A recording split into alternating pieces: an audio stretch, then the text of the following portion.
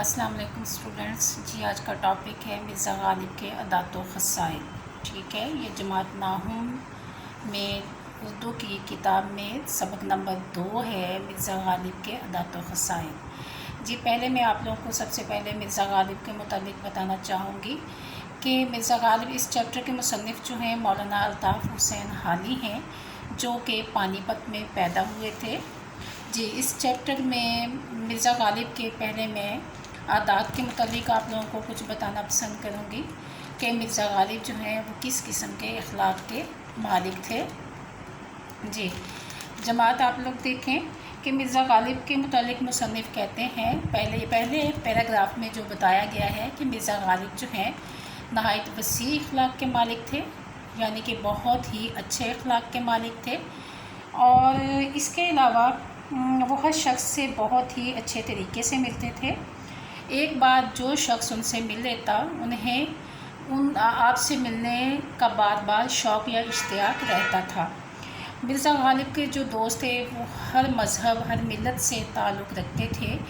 पूरे हिंदुस्तान ही क्या बल्कि हिंदुस्तान से बाहर भी मिर्ज़ा गालिब के बहुत से दोस्त अहबाब पाए जाते थे। जी, मिर्ज़ा गालिब के अखलाक में मैं आपको ये भी बताती चलूँ कि बहुत ही महर मोहब्बत, गम ख्वारी, यगानगत, यानी महर मोहब्बत का मतलब है प्यार, मुरव्वत, लिहाज, गम बाँटना, यगानगत यानी इत्तफ़ाक़ वगैरह, ये तमाम जज्बात बहुत ज़्यादा पाए जाते थे, जिसकी वजह से जो लोग हैं वो मिर्ज़ा गालिब से मिलने का शौक़ रखते थे। और हर कोई मिर्ज़ा गालिब से जो एक बार मिल लेता था वो उसके दिल में ये इश्तियाक रहता था कि वो मिर्ज़ा गालिब से बार बार मिले। जी, इसके अलावा ये भी बताया गया है कि मिर्ज़ा गालिब जो हैं मुसन्निफ़ ने इनकी जो अखलाक, इनका किरदार, इनकी अच्छी खूबियाँ, सिफ़ात वो इस चैप्टर में बताने की कोशिश की है। मिर्ज़ा गालिब जो हैं वो बहुत ही उर्दू अदब के बहुत बुलंद पाया या माया नाज़ शोरा में उनका शुमार होता है, लेकिन उन्होंने नसरी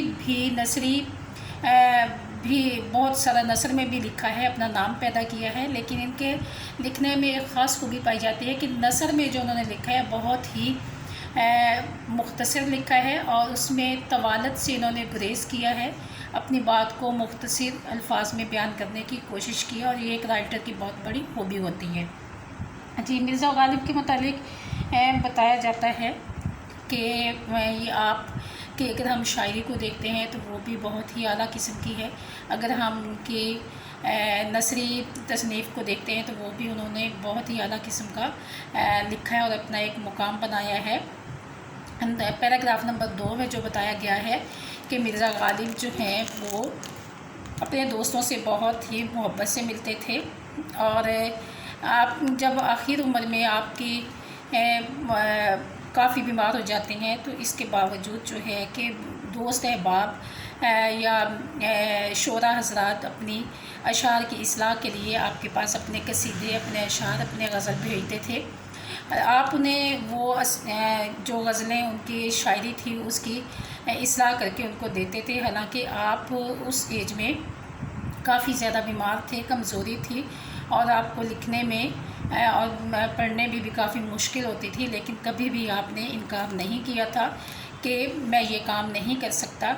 यही वजह है कि मिर्ज़ा गालिब जो है हर कोई मिर्ज़ा गालिब का दीवाना था, शिदाई था, उनको चाहता था।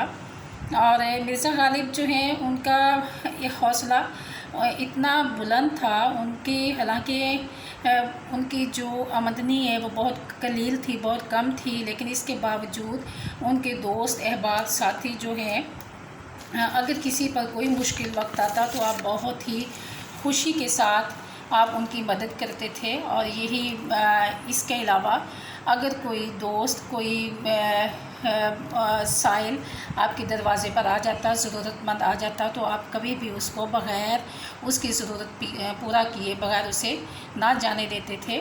और इसके अलावा ये भी है कि मिर्ज़ा गालिब जो हैं वो अपने दोस्तों को परेशानी में देखकर बहुत ज़्यादा परेशान हो जाते थे।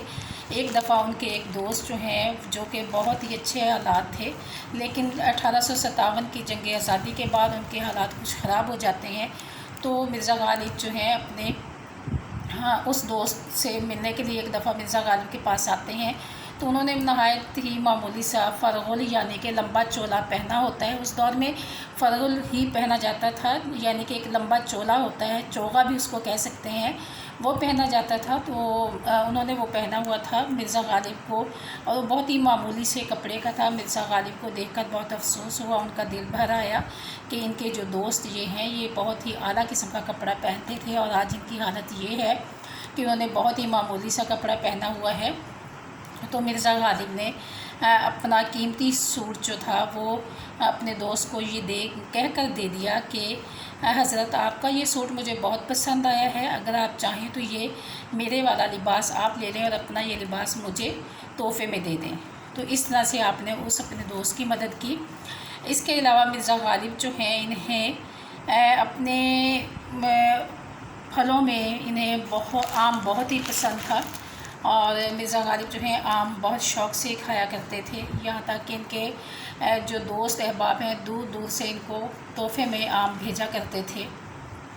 ایک دفعہ یہ پیراگراف میں بھی بتانے کی کوشش کی گئی ہے کہ آموں کی فصل میں ان کے دوست دور دور سے ان کے لیے عمدہ عمدہ آم بھیجتے تھے، اور وہ خود بھی اپنے لیے اچھے تقاضا کر کے بھی اپنے دوستوں سے آم منگواتے تھے۔ تو ایک اس میں واقعہ، اس پیراگراف میں ایک بہت ہی اہم واقعہ بتانے کی کوشش کی گئی ہے کہ ایک دفعہ آپ بہادر شاہ ظفر کے ساتھ ان کے باغ میں ٹہل رہے تھے، اور آپ بار بار آموں کی طرف دیکھ رہے تھے۔ تو مرزا غالب جو ہیں کیونکہ انہیں آم پسند تھے اس لیے بار بار وہ آموں کو دیکھ رہے تھے، حالانکہ اس باغ کے جو آم تھے وہ صرف بادشاہ کے لیے، ان کی بیگمات کے لیے تھے۔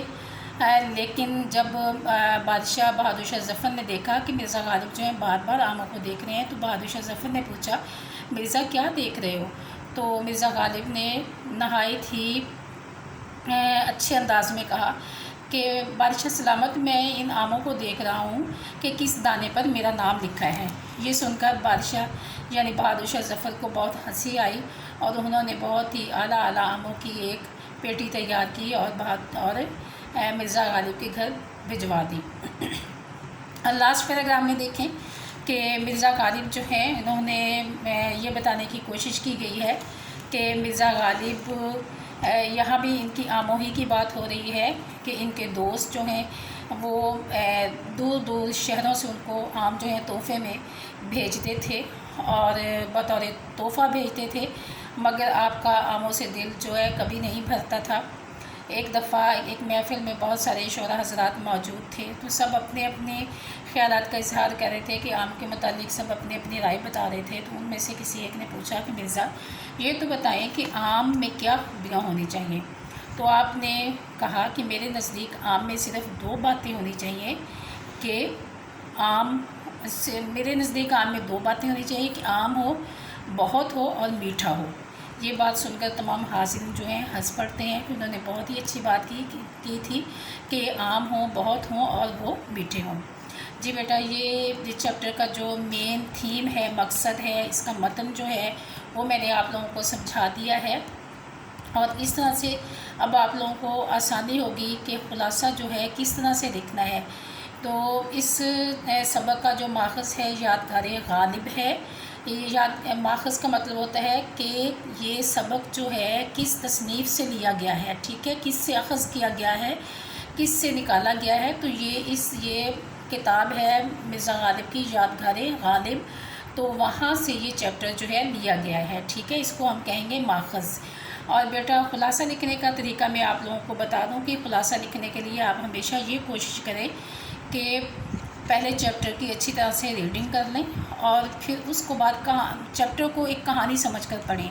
جب 1-2 دفعہ آپ اس کو اچھی طرح سے ریڈ کر لیں گے تو جو کہانی ہے اس کو اپنے دماغ میں بٹھا لیں اور اس کو بار بار دہراتے رہیں، اور جب آپ خلاصہ لکھنے بیٹھیں تو بیٹا ہر پیراگراف میں سے جو مین باتیں ہیں، ٹھیک ہے، ان کو اپنے الفاظ میں لکھ دیں۔ خلاصہ ہمیشہ کوشش کرنی چاہیے خلاصہ جن الفاظ میں بیان کیا گیا ہے انہی الفاظ کا آپ ذکر کریں۔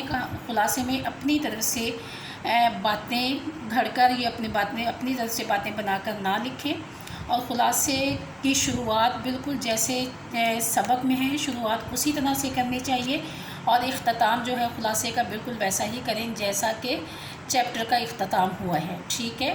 اور پہلا پیراگراف جو ہے اور آخری پیراگراف تک آپ نے اس بات کا بھی ترتیب کا بھی خیال رکھنا ہے کہ ترتیب جو ہے سبق کے مطابق ہونی چاہیے۔ اور بیٹا خلاصہ جو ہے آسان الفاظ میں لکھا جاتا ہے، اس میں آپ اپنی طرف سے کوئی ایڈیشن نہیں کر سکتے۔ اور مین الفاظ جو ہیں اس میں کچھ الفاظ کو جو مین آپ کو لگیں ان کو ہائی لائٹ کر دیتے ہیں، مارکر کے ساتھ لکھتے ہیں۔ اللہ حافظ۔